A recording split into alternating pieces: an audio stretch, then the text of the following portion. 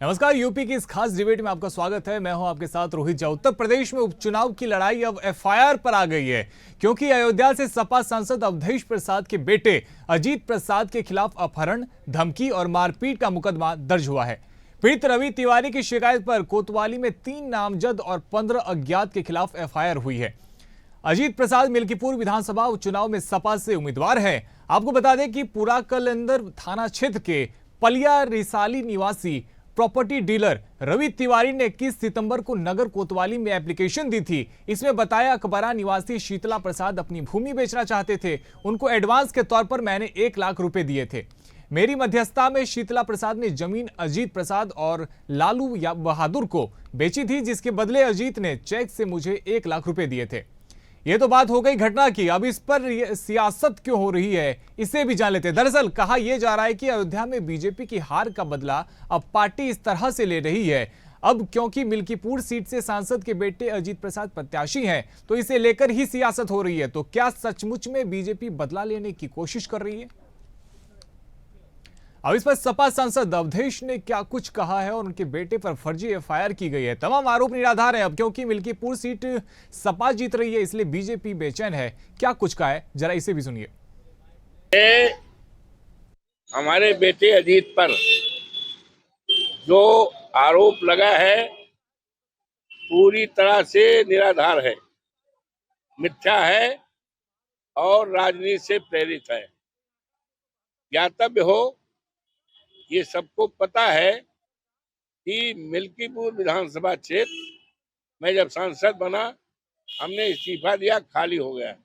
यहाँ उपचुनाव होना है और जिसके लिए हमारे नेता माननीय अखिलेश यादव जी ने हमारे बेटे अजीत को सर्वसम्मत कार्यकर्ताओं के राय बांट से उसको उम्मीदवार घोषित किया है। भारतीय जनता पार्टी पूरी तरह से भयभीत है और पूरी तरह से कमजोर है और उसको इस बात की जानकारी है कि समाजवादी पार्टी बहुत बड़े वोट से जीतने जा रही है। वहीं बीजेपी आईटी सेल के चीफ अमित मालवीय ने सोशल मीडिया पर पोस्ट किया है और फैजाबाद के सांसद अवधेश प्रसाद, जिनको आजकल अखिलेश यादव अपनी छाती से लगाकर घूम रहे हैं, उनके बेटे अजीत प्रसाद ने रवि तिवारी का अपहरण करके उसकी पिटाई की।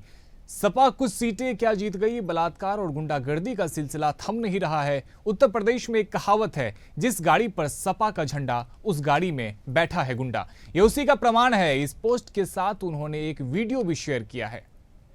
तो देखिए किस प्रकार से अब इस पूरे मामले को लेकर जमकर सियासत होती दिख रही है। अमित मालवीय भी अब इसको लेकर सोशल मीडिया एक्स पर पोस्ट कर रहे हैं और कह रहे हैं कि फैजाबाद के सांसद अवधेश प्रसाद, जिनको आजकल अखिलेश यादव अपनी छाती से लगाकर घूम रहे हैं, जिस प्रकार से फैजाबाद की सीट अवधेश प्रसाद जीते, उसके बाद से देखा गया था कि लोकसभा में भी जो आगे की पंक्ति होती है उसमें वो बैठे दिखाई देते थे अवधेश प्रसाद, चूंकि सीनियर भी हैं। तो अब इन्हीं को उन्होंने यहाँ पे तंज कसते हुए कहा है कि अखिलेश यादव अपनी छाती से लगाकर घूमते हैं। उनके बेटे अजीत प्रसाद ने रवि तिवारी का अपहरण करके उसकी पिटाई की है। तो सपा कुछ सीटें क्या जीत गई, बलात्कार और गुंडागर्दी का सिलसिला थम नहीं रहा है। उन्होंने कहा कि उत्तर प्रदेश में कहावत है, जिस गाड़ी पर सपा का झंडा उस गाड़ी में बैठा है गुंडा। तो देखिए किस प्रकार से उन्होंने निशाना साधा है और सोशल मीडिया के जरिए उन्होंने सांसद अवधेश प्रसाद के बेटे अजीत पवार पर आरोप लगाया है और कहा है कि किस प्रकार से गुंडागर्दी जो है वो उत्तर प्रदेश में सपा की पार्टी के भीतर भी है और किस प्रकार से उनके नेताओं के ऊपर में आए दिन आरोप लगते रहते हैं। तो इन सब को लेके उन्हें सोशल मीडिया पर पोस्ट किया है और उन पे निशाना साधा है। हमारे साथ सपा से आशीष चौधरी जुड़ रहे हैं और साथ ही हमारे साथ बीजेपी से अनिल गोयल जी जुड़ रहे हैं। आप दोनों का बहुत ही स्वागत है। तो पहले मैं आशीष चौधरी जी आप ही के पास में आना चाहूंगा और जिस प्रकार से देखिए अमित मालवीय भी अब आपके ऊपर निशाना साध रहे हैं और वो उन्होंने एक कहावत का जिक्र किया है। उन्होंने कहा कि जिस गाड़ी पर सपा का झंडा उस गाड़ी में बैठा गुंडा। सच है क्या कि आपकी गाड़ियों में केवल गुंडे सवार होते हैं? क्योंकि आरोप तो यही लग रहा है। सबसे पहले तो मैं सब आपके चैनल को धन्यवाद बोलना चाहता हूं कि आप लोगों ने हमें मौका दिया बोलने का। देखिए, जो ये कहावत है पूरी तरीके से गलत है। तमाम सांसद, तमाम विधायक बन के आए ये आरोप जो लगा रहे हैं, तो इससे ये साबित हो रहा है कि जो सांसद विधायक हैं सब गुंडे हैं। यहाँ से जो मुख्यमंत्री बन चुन के गया वो इसी झंडे से चुन के वो गुंडे हैं। माननीय मुलायम सिंह नेताजी यहाँ से चुन के मुख्यमंत्री बने, वो गुंडे हैं। इससे ये आप नहीं कह सकते सपा के जिस गाड़ी में झंडा लगा वो गुंडे होते हैं।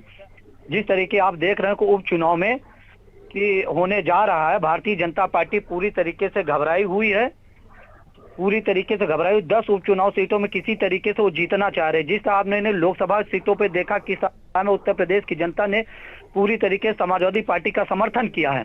इससे भारतीय जनता पार्टी पूरी तरह बौखलाई हुई। ये तो अभी पहला रुझान आया है पर हड़का, अभी देखते जाइए 2 सीटों पे जो भी चुनाव होंगे उसमें तमाम फर्जी मुकदमे लोग लगाने का काम करेगी भारतीय जनता पार्टी। और ये लेकिन चाहे जितनी लगाए, लेकिन समाजवादी पार्टी के कार्यकर्ता, समाजवादी पार्टी के वोटर पूरी तरीके से समाजवादी पार्टी के प्रसाद के ऊपर जो कुछ आरोप लगा है उसको लेकर क्या कुछ कहेंगे, क्योंकि रवि तिवारी ने अपहरण का आरोप लगाया है। अपहरण का मुकदमा फर्जी तरीके से लगाया। मैंने क्या कहा कि अभी ये पहला मुकदमा आपको दिखाई पड़ा, अभी 10 सीटों पे तमाम कार्यकर्ताओं पे मुकदमे लगाए जाएंगे कि ताकि समाजवादी पार्टी के कार्यकर्ता मनोबल तोड़ा जा सके और समाजवादी पार्टी को हराया जा सके। लेकिन उत्तर प्रदेश की जनता ने मन बना लिया है कि समाजवादी पार्टी की 10 के 10 सीटों पर विधानसभा में पहुंचाएगी 10 विधायकों को। एक नहीं वो 10-10 मुकदमे लगा लेंगे, लेकिन इस पर कोई फर्क पड़ने वाला नहीं समाजवादी पार्टी के कार्यकर्ताओं पे और जो भी आप प्रत्याशी होंगे, और समाजवादी पार्टी जीतेगी। ये उत्तर प्रदेश की जनता ने लोकसभा में अभी दिखाया है। ठीक है अनिल गोयल जी, ये तो कह रहे हैं कि इनकी पार्टी ने उत्तर प्रदेश को कई मुख्यमंत्री दिए हैं, फिर क्यों आपकी तरफ से लगातार सपा पार्टी को और उनके झंडे को लेकर इस प्रकार की बातें कही जा रही, उनको बदनाम की जा रही? रोहित जी, मैं विषय पर बात करना चाहता हूँ। ये रवि तिवारी जी ने जो FIR दर्ज कराई है वो भारतीय जनता पार्टी डर से कराई है क्या? ये जो भारतीय जनता पार्टी डर रही है, भारतीय जनता पार्टी घबरा रही है, तो क्या गुंडागर्दी करने के लिए इनको प्रोत्साहित करेगी? तुम गुंडागर्दी करो। आप किसी को तमंचा दिखा करके, कार के अंदर तमंचा दिखाएगा उसको मारो, उससे रंगदारी मांगो, उसको जान से मारने की धमकी दो और उसे बीजेपी बीच में जोड़ दो। भाई क्या बीजेपी ने कही है कि अजीत प्रसाद वहां गुंडागर्दी करे? क्या बीजेपी ने कही है उसको रिवाल्वर तमंचा दिखाए? क्या बीजेपी ने कही है उससे रंगदारी मांगे? इसी तरीके से इसी इलाके में इनका एक नेता मोइन खान, उसने नाबालिग के साथ अपहरण करा, मारपीट करी, तो क्या ये भी बीजेपी ने कही मोइन खान से कि तू ये कम कर?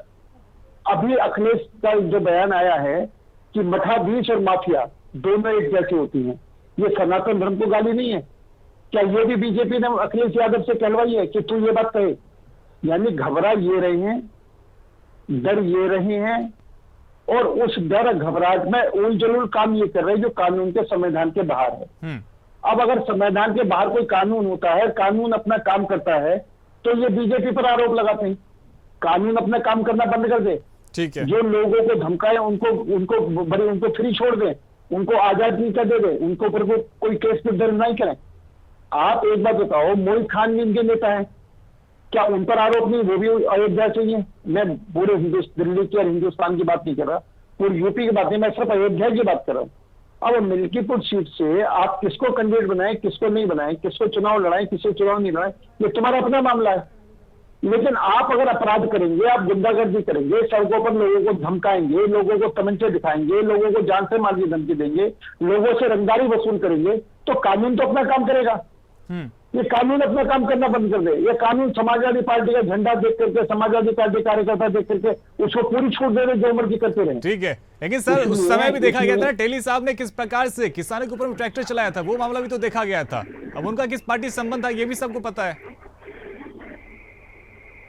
नहीं, मैं तो सिर्फ एक बात कह रहा हूं कि जिस तरीके से, अब दूसरी बात बताओ, ये राजू यादव, श्रीकांत राय, ऐसे 10-15 लोगों को ले जाकर के सर आप तो अपने नेताओं पे जवाब दीजिए ना सर। मेरे कौन से नेता की बात कर रहे हो बताओ? टेली साहब जो ट्रैक्टर चलाए थे जिन्होंने किसान के ऊपर में, क्या उन पर कार्रवाई नहीं हो रही? क्या कानून वहां पर अपना काम? कार्रवाई हुई, लेकिन नेता तो आपके थे ना सर। तो आप केवल ये जो कहते हैं कि केवल सपा में है, तो आपको अपने भीतर भी झांक के देखना चाहिए। रोहित जहां जी बड़ा स्पष्ट कह रहे हैं हम, भारतीय जनता पार्टी में जो भी गुंडा है, चाहे किसी भी पार्टी का है, किसी भी क्षेत्र का है, किसी भी धर्म का है, किसी भी समाज का है, बिल्कुल नहीं बख्शा जाएगा। और अगर कहीं भी इनको पिक एंड चॉइस दिखाई दे रही है, तो इनके भी पूरे दरवाजे अदालतों के लिए खुले हुए हैं, एजेंसियों को भी खुले हुए हैं, मीडिया में खुले हुए। ठीक है अगर कहीं आशीष जी, भी इनके पंचायत नेताओं पे समिति यदि कार्रवाई कोई करवाए, आरोप लगता है तो वो जांच इसका करवाते हैं और उसके ऊपर में वो एक्शन भी लेते हैं, ये साफ तौर पे कह रहे हैं। लेकिन क्या अजीत प्रसाद के ऊपर में, चूंकि उनको आपने उम्मीदवार बनाया, कोई एक्शन देखने को मिलेगा? आपने देखा होगा बड़े बड़े कार्टून अब तो टीवी न्यूज पे मोबाइलों पे आने लगे, सोशल मीडिया के माध्यम से, कि जब ईडी सीडी सीबीआई जितनी जांच एजेंसी विपक्ष के दरवाजे पहुंच रही और जैसे वो भाजपा का पट्टा या भाजपा का टोपी पहन लेता, वो दूध को धुला हो जाता, वॉशिंग मशीन समझ लो उसको बन गई, इधर से डालो और उधर से साफ हो गया। ये कहां तक ये भारतीय जनता पार्टी सफाई दे पाएंगे? इस पे नहीं कहेंगे। तमाम बड़े बड़े नेताओं के ऊपर आरोप लगा कि घोटाला कर चुके हैं, कि ये जांच वो जांच भेजे, और जैसे भारतीय जनता पार्टी ज्वाइन हटा दिए गए। मैं इनसे कहना चाहता हूँ कि ये रटे रटाए बात ना करें, ये संविधान के अंदर बात करें, कानून के अंदर 20 उदाहरण है। कितने सीएम कितने मुख्यमंत्री आपने बदले? भारतीय जनता पार्टी कितने सीएम कितने मुख्यमंत्री बदले? आप ये बताएं कि अगर मानो बीजेपी वाले गलत हो तो आप गुंडागर्दी करेंगे, मानो बीजेपी वाले गलत आप रंगदारी मांगोगे, मानो बीजेपी वाले गलत है तो तुम लोगों को जान से मारने की धमकी दोगे। आप अपने आप ये कहो जहां आप गलत हो वहां गलत है, और जहां बीजेपी गलत है वहां पर आप आवाज उठाओ, आप कराओ एफआईआर दर्ज, आप जाओ कोर्ट में। आप क्यों नहीं आप मेरी ये बात बताएंगे, जब विपक्ष में पार्टियां होती तब उनपे बहुत आरोप लगते हैं, सारी जांच एजेंसी ईडी सीडी सीबीआई पहुंचती, और जिस दिन भारतीय जनता पार्टी का पट्टा पहन लेती है उसके बाद उनके यहाँ से जांच एजेंसी समाप्त हो जाती है। इससे आप क्या कहेंगे? कोशिश करो, अरे मैं ये करो, इसका मतलब आप भी गलत करोगे क्या? अगर बीजेपी गलत करेगी तो आप तो अपने आप को गलत नहीं कर रही है, उदाहरण दे रहे हैं, मैं गलत नहीं कह रहा हूँ। आप रंगदारी कर रहे हो, ठीक है आशीष जी, रवि तिवारी को आप कब भेज रहे हैं? फिर भेज दीजिए ना, यदि रवि तिवारी के ऊपर भी आरोप लगे हैं उनको भी भेज दीजिए वॉशिंग मशीन में साफ होने के लिए, क्योंकि यदि सिर्फ आरोप इस वजह से लगते हैं तो। और दूसरा आप जो कह रहे हैं, ठीक है, आप रवि तिवारी का चूंकि नाम ले रहे हैं, रवि तिवारी का भाजपा से कैसे लिंक है, आप ये कैसे साबित करेंगे? आप चूंकि आरोप लगा रहे हैं रवि तिवारी के ऊपर में। रायबरेली उत्तर प्रदेश की जो राजधानी लखनऊ में हजारों मकान ढाए गए, उसको गलत तरह बताया कि गलत मकान बने हुए थे।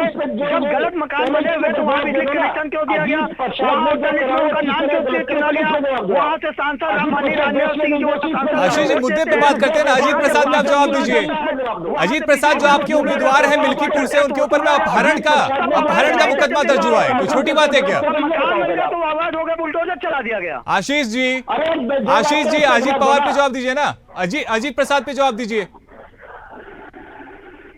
मैं जवाब ही दे रहा हूँ कि अभी लखनऊ के अंदर राजधानी में हजारों मकान तोड़े गए। अरे क्यों तोड़ दिए गए? अभी आवाज क्यों आपको लग रहा है? जब मकान बने तब आवाज नहीं था। बाकी बात पर चर्चा हो जाएगी, पहले अजीत प्रसाद के गुंडागर्दी का जवाब दो ना, कि उससे जहाँ समाज में धमकी क्यों दी, उसने तमंचा क्यों दिखाया, उन्हें गाड़ी में पकड़ करके 10-15 लोगों को उसको क्यों मारा, क्यों रंगदारी वसूल की बात करी? आप इसका जवाब देना। ये बदले की भावना से राजनीति ठीक है आशीष जी, ठीक है आशीष जी, अनिल जी, आप दोनों ही मेरी बात सुनिए। ठीक है, बहुत बढ़िया।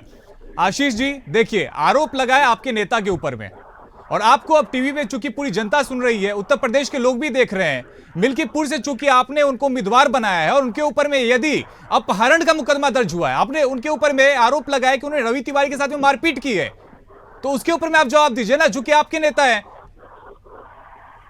ये निराधार फर्जी मुकदमे लगाए जा रहे हैं। किसने लगवाया? नजदीक आ जाओ उसी तक कार्यकर्ताओं के ऊपर मुकदमे लगाना। निराधार कैसे? किसने आप किसके ऊपर में आरोप लगाया? किसने लगवाया? तोड़ना चाह रहे, लेकिन मैं भारतीय जनता पार्टी के नेताओं प्रवक्ताओं से बताना चाहता हूँ, समाजवादी पार्टी कार्यकर्ता दबने वाले नहीं है।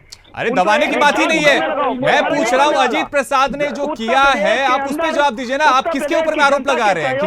कौन फर्जी तरीके से नाम शामिल कर रहा है अजीत प्रसाद का इसमें? लहराएगा, झंडा लहराएगा। भाई जी, रोहित जी, मैं इनसे एक बात पूछना चाहता हूं, अगर अजीत निर्दोष है तो मुकदमे का सामना करें, और रवि गलत है तो रवि पर मानहानि का दावा ठोके, लेकिन ये करेंगे नहीं, सिर्फ बीजेपी पर आरोप लगाएंगे। इसे बीजेपी कहां से आ गई? रवि प्रसाद के साथ दुर्व्यवहार कर रहे हो, उनको मारने की धमकी दे रहे हो, उनसे आशीष जी जवाब दीजिए। आरोप अजीत प्रसाद पे है जो कि आपकी पार्टी के हैं, आपकी पार्टी के सिंबल पे वो चुनाव लड़ रहे हैं, तो आप बीजेपी का नाम क्यों ले रहे हैं? क्यों नहीं करते हो कानून का? आशीष जी में जाकर बात क्यों नहीं करते हो? ठीक है आशीष जी जवाब दीजिए।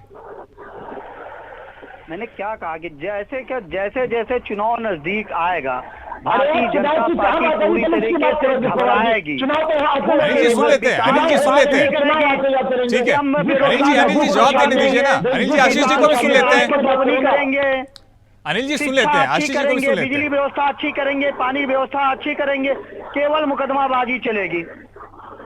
अरे सर यदि कोई किसी के साथ में गलत करेगा तो मुकदमा तो होंगे ना। कितने भारतीय जनता पार्टी के जो नेता और कार्यकर्ता हैं जो अवैध वसूली करते हैं, कमीशन करते हैं, अपहरण करते हैं, मारपीट झगड़ा करते हैं, उन पे मुकदमे लगाए जाते हैं। लगवाइए, जाइए पुलिस स्टेशन। भाई मेरे, अरे भारतीय जनता पार्टी सरकार नहीं लगाएंगे।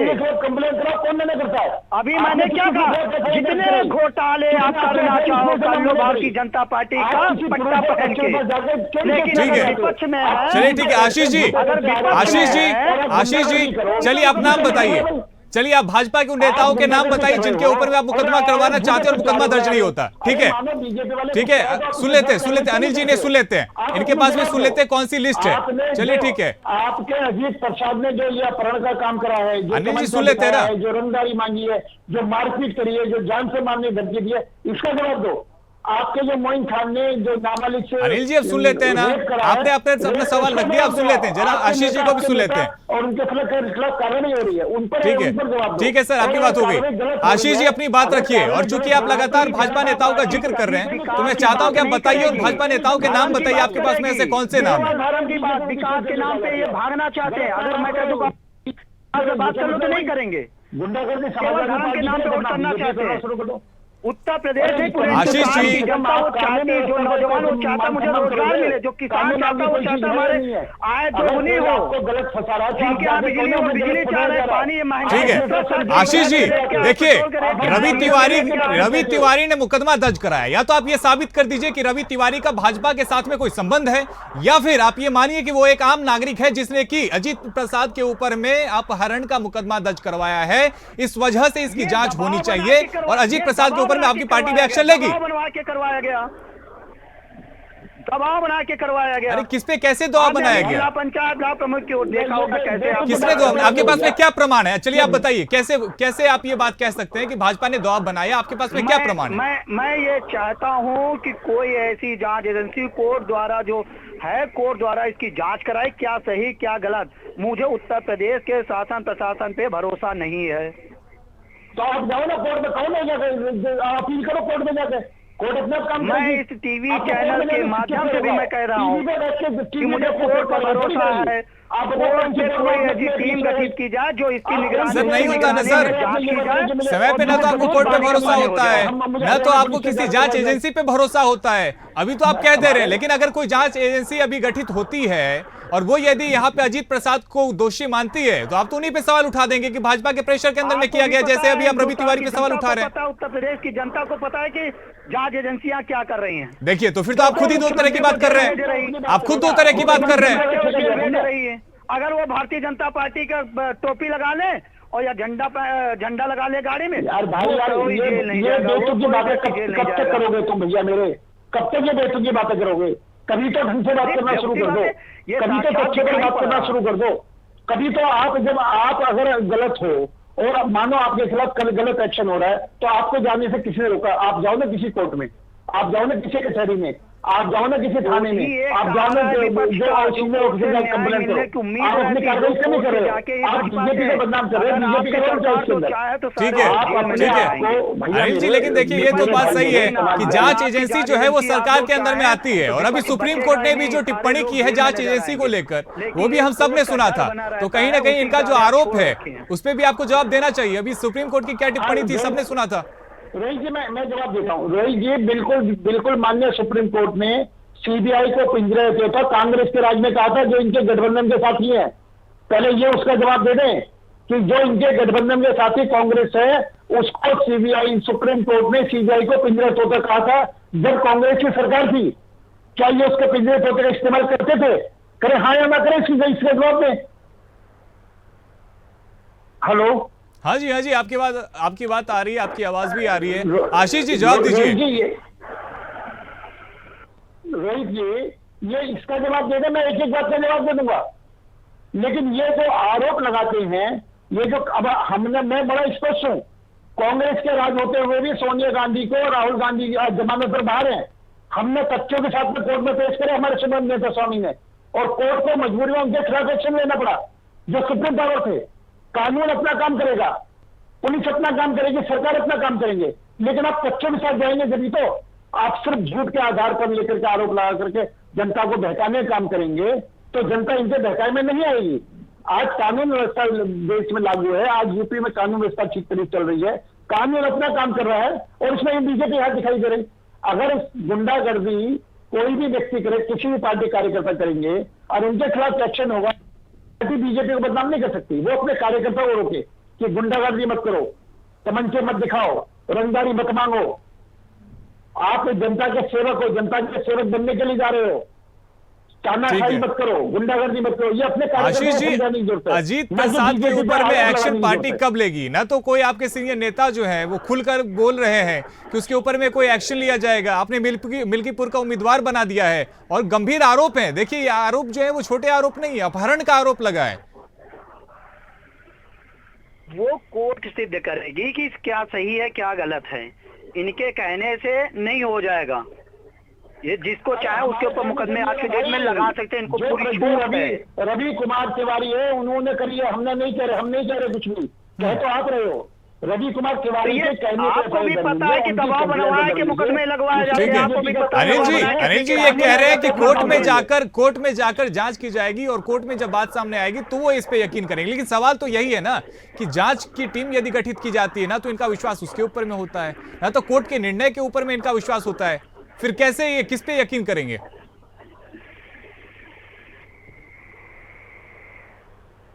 इनका विश्वास किसी पर ही नहीं है, ना पुलिस पर है, ना कोर्ट पर है, ना सरकार पर है, किसी पर विश्वास नहीं। इनका विश्वास सिर्फ अपने गुंडों पर है। गुंडागर्दी कराने पर इनका विश्वास है, दादागिरी करने पर इनका विश्वास है। और यहाँ पे जब जो आदमी नहीं हो जाएगा अगर गुंडागर्दी विजय घोषित किया है। अनिल जी, सरकार में तो आप है, अभी प्रशासन आपके अंदर में, आप क्या एक्शन लेने वाले अजीत प्रसाद के ऊपर में, ये बताइए। अजीत प्रसाद पर कानून अपना काम करेगा। अजीत प्रसाद के दोषी पाए जाने पर जो भी कार्रवाई होगी उसके खिलाफ कार्रवाई होगी। इसके अंदर हम किसी भी दबाव में आकर के कोई भी कार्रवाई नहीं रोकेंगे निश्चित तौर पर। और मैं बड़ा स्पष्ट कह रहा हूं कि कोई भी हो, कितना भी बड़ा क्यों ना हो, किसी भी पार्टी का आदमी क्यों नहीं हो, गुंडागर्दी बर्दाश्त नहीं करी जाएगी उत्तर प्रदेश के अंदर।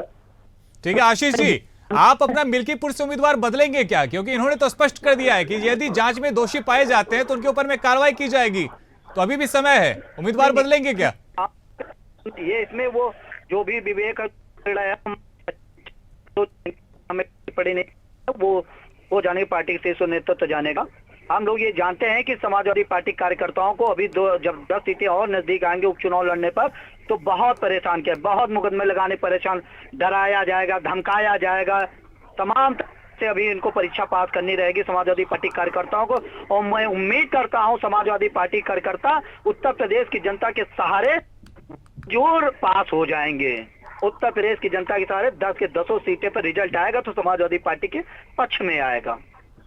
ठीक है, इसका मतलब ये और गुंडागर्दी करेंगे। ये अभी आपके इनडायरेक्टली कर रहे हैं कि हम 10 सीटों पर और अधिक गुंडागर्दी करेंगे, और अधिक लोगों को से रंगदारी मांगेंगे, और अधिक लोगों को तमंचे दिखाएंगे, और अधिक लोगों के साथ मारपीट करेंगे।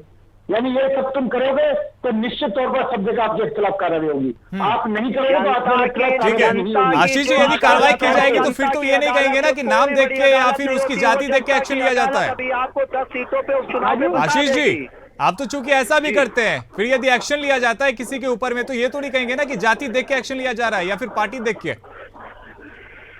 नहीं, जहां जरूरत पड़ेगी, जहां ऐसा होगा तो हम लोग बोलेंगे, क्यों नहीं बोलेंगे। अगर किसी जाति के अनुसार किसी को फर्जी मुकदमे फंसाए जाएंगे तो वो आवाज हम लोग उठाएंगे। विपक्ष में अगर किसी को दबाया जाएगा तो हम लोग आवाज क्यों नहीं उठाएंगे?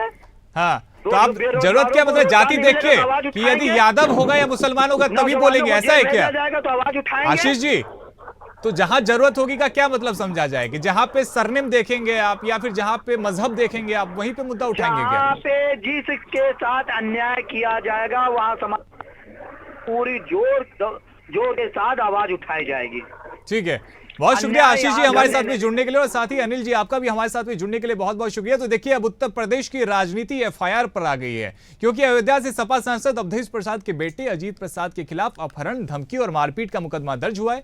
पीड़ित रवि तिवारी की शिकायत पर 3 नामजद और 15 अज्ञात के खिलाफ एफआईआर हुई है। अजीत प्रसाद मिल्कीपुर विधानसभा उपचुनाव में सपा के उम्मीदवार हैं और ऐसे में उनके ऊपर में आरोप लगा है। हालांकि पार्टी यह कह रही है कि हम कोर्ट के फैसले का स्वागत करेंगे और कोर्ट में जब इस पूरे मामले की जांच होती है, सुनवाई होती है, तो उसका जो कुछ फैसला होगा उसका स्वागत करते हैं। लेकिन सवाल अभी भी यह है कि मिल्कीपुर से सपा के सांसद के सपा के उम्मीदवार के ऊपर में, चूंकि उपचुनाव होने हैं 10 सीटों पर उत्तर प्रदेश में, और वहां पर उनके एक उम्मीदवार के ऊपर में अपहरण का मामला दर्ज किया गया है, तो क्या कहीं ना कहीं जो सपा के जो लोग हैं, जो सपा के नेता हैं, उनको भी अपने उम्मीदवार के ऊपर में कहीं झांक कर नहीं देखना चाहिए? तो फिलहाल मेरे साथ इस चर्चा में इतना ही। देश और दुनिया की तमाम बड़ी खबरों के लिए आप देखते रहिए इंडिया अहेड। धन्यवाद।